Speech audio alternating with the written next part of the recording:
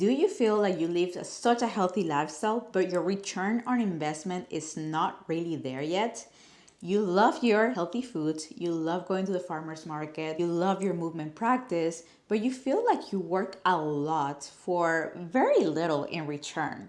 Like, quite honestly, if you didn't do all the things that you do, it feels as though if your body will fall apart. So you live healthily because you love it, but also because you have to.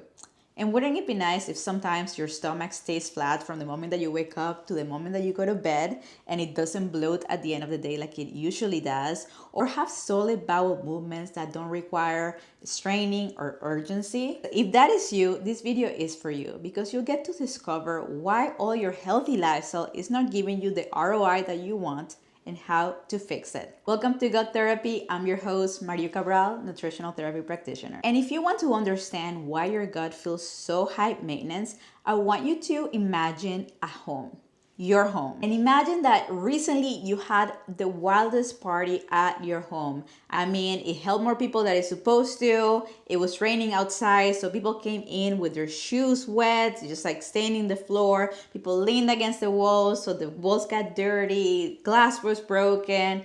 You had a great time, but the house was a mess at the end of it. And because it's your house, you clean it all on your own, but you're not a professional cleaner, so it doesn't end up being perfect. In fact, there are spots that you miss intentionally. You kind of wanted to cut some corners. There are spots that you just didn't see that they existed. Instead of mopping with Fabuloso, you use a Swiffer, but it looks clean on the outside, and that has now become your baseline. But what happens when you don't take care of the details? The house slowly starts deteriorating.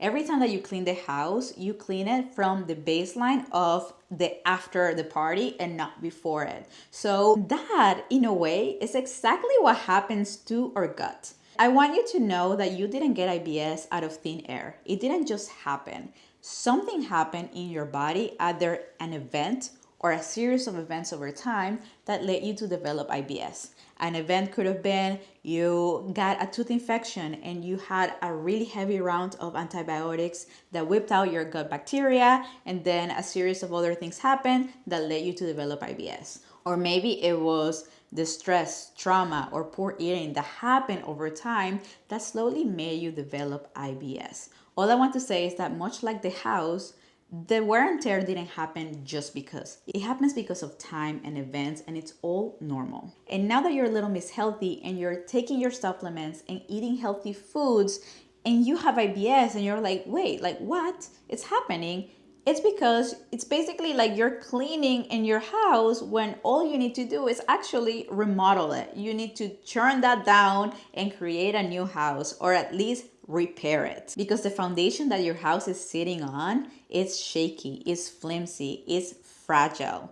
And that's why maybe somebody that you live with, maybe let's say your partner, can eat the exact same things as you. Maybe it's worse. Maybe they have pizza at night and burgers and you're like, I can't do that. I will get acid reflux.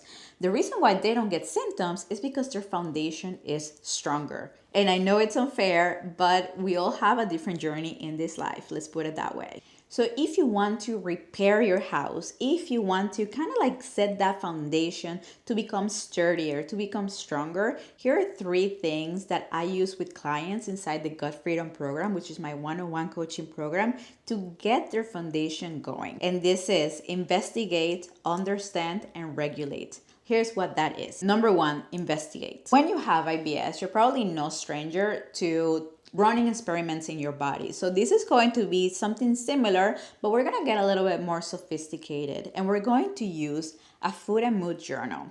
A food and mood journal is a journal that you fill out over the course of 5 to 7 days to find patterns in how you feel based on what you eat. And when filled out correctly, it can help you identify your trigger foods, and it can help you identify which foods are sitting well with you. Maybe you're not getting a stomach ache, but you're getting other symptoms that before you were oblivious to. For example, I've seen so many food and mood journals over the course of my career, and I'm able to spot like sensitivities so I have nothing to do with gut issues. Let's say that I see a lot of eggs in one of my clients' food and mood journal, and then you see it's like some slight headaches, or you see some inflammation that happens, and then I'm able to make the connection when seeing over a long period of time. It's just like, girl, it's the eggs that are creating the inflammation. You think it's the dairy, you think it's the cheese that you have once in a while, but you're having eggs every day and you have inflammation, or you have this headache or puffiness or sluggishness, whatever that might be, you can find in the food and mood journal. And when it comes to the food and mood journal, you should not leave the mood part behind, because this is the most important part. If you feel sleepy, if you feel tired, if you feel moody after eating a meal, then this is information that is important for your IBS. A lot of times it happens, I've seen it many times, that clients only get symptoms when they don't get a good night's sleep.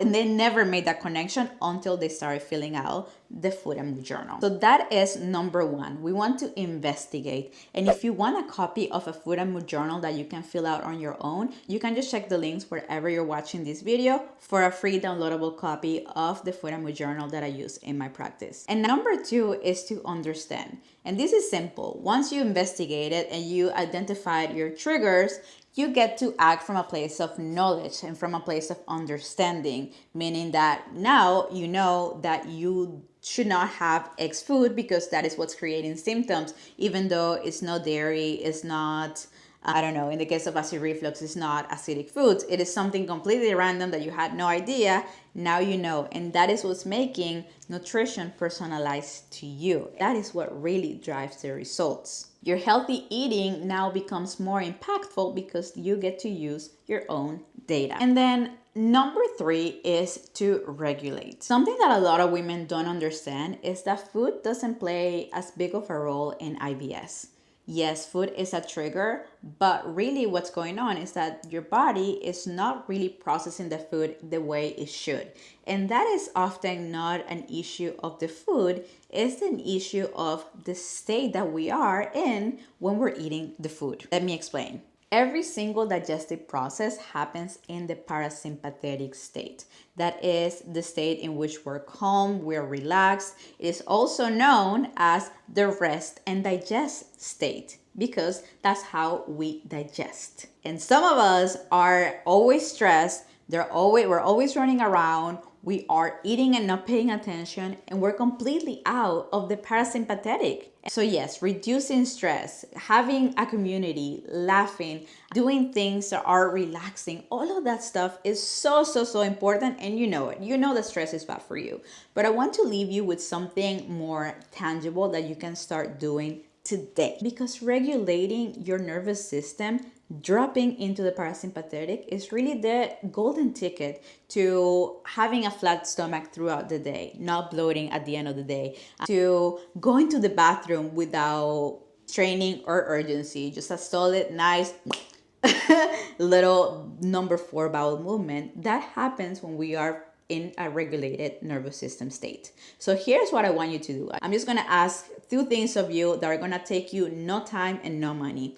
Number 1 would be to absolutely not multitask while you're eating. You want to eat sitting down without working, without driving. You want to eat without thinking of what you're going to do next. You want to focus on the meal in front of you. And number 2 would be to take 3 deep breaths. Deep, as in 3 of those before meals. If you are religious and this works for you, you could also say a prayer. What this is going to do is that it's going to also put you into the present. It's going to allow you to drop into the parasympathetic, and then your body is set for rest and digest. Do these 2 strategies at the time of your meal, and you're going to see how your healthy lifestyle is now taking you so much further. Now you have a better return on investment. To recap, the reason why you have IBS despite having a very healthy lifestyle is because your foundation is a little shaky. you got IBS for whatever reason. This happens in many different ways. We discussed that it could be medication, it could be stress, it could be just overall poor eating, but you got it, and now you have to deal with it. And the reason why all of the things that you're doing are only managing IBS is because we need a stronger foundation. And you get a stronger foundation by one, investigating what your triggers are, and those triggers are not only food.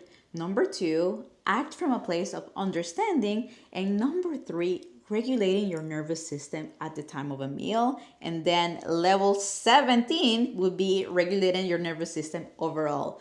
Making sure stress doesn't get you so bad, because we all experience it and nothing good comes out of it. So regulating your nervous system is so important. Making sure that you can bounce back from stressful situations, from bosses being horrible to you, from fighting with your partner, from all the different things, from traffic, bouncing back and getting back into a regulated state. It's really one of the things that controls IBS the most. Thank you so much for watching. Remember, there is a Food and Mood Journal PDF ready to be downloaded there for you, other resources, and if you have any questions, make sure to comment them down below. And I'll see you on the next one.